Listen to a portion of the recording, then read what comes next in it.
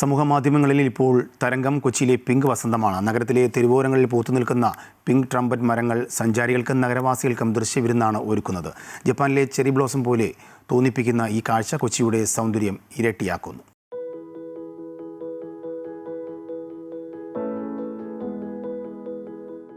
കൊച്ചിയുടെ നഗരക്കാഴ്ചകൾക്ക് ഭംഗിയേകി വഴിവക്കിൽ പൂത്തുനിൽക്കുന്ന മരങ്ങളാണ് ഇപ്പോൾ നഗരത്തിലെ പ്രധാന ആകർഷണം.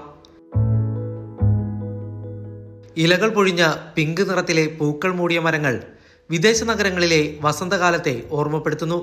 ജാപ്പനീസ് കഥകളിൽ കേട്ടറിഞ്ഞ ചെറി ബ്ലോസം ഇപ്പോൾ കൊച്ചിക്കും സ്വന്തമാണ്.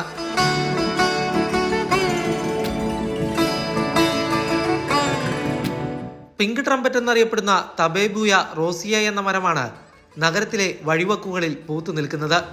പനമ്പള്ളി നഗർ, കണ്ടെയ്നർ റോഡ് എന്നിവിടങ്ങളിലാണ് മരങ്ങൾ പൂവണിഞ്ഞത്. പൂക്കൾ മൂടിയ മരങ്ങൾ കാണാനും ഫോട്ടോ എടുക്കാനുമായി നിരവധി പേരാണ് ഇവിടെ എത്തുന്നത്.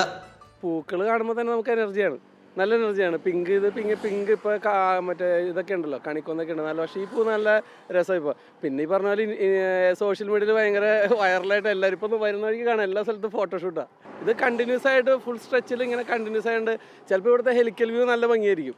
മധ്യ തെക്കേ അമേരിക്കയിലും മെക്സിക്കോ മുതൽ വെനസ്വേല വരെയുള്ള പ്രദേശങ്ങളിലുമാണ് പിങ്ക് ട്രംപറ്റ് വ്യാപകമായി കണ്ടുവരുന്നത്. എൽ സാവദോറിന്റെ ദേശീയ വൃക്ഷം കൂടിയാണ് ഇത്.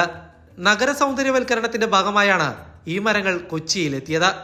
നാവികസേന ആസ്ഥാനത്തും പനമ്പള്ളി നഗർ പോലുള്ള പ്രദേശങ്ങളിലും പതിറ്റാണ്ടുകൾക്ക് മുൻപേ തന്നെ ഇവ നട്ടുപിടിപ്പിച്ചിരുന്നു.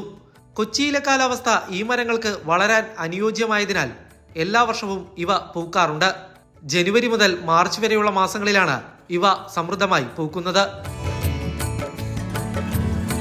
ക്യാമറമാൻ ബിബിൻ ആലുവയ്ക്കൊപ്പം കിരൺ കുമാർ, അമൃത ന്യൂസ്, കൊച്ചി.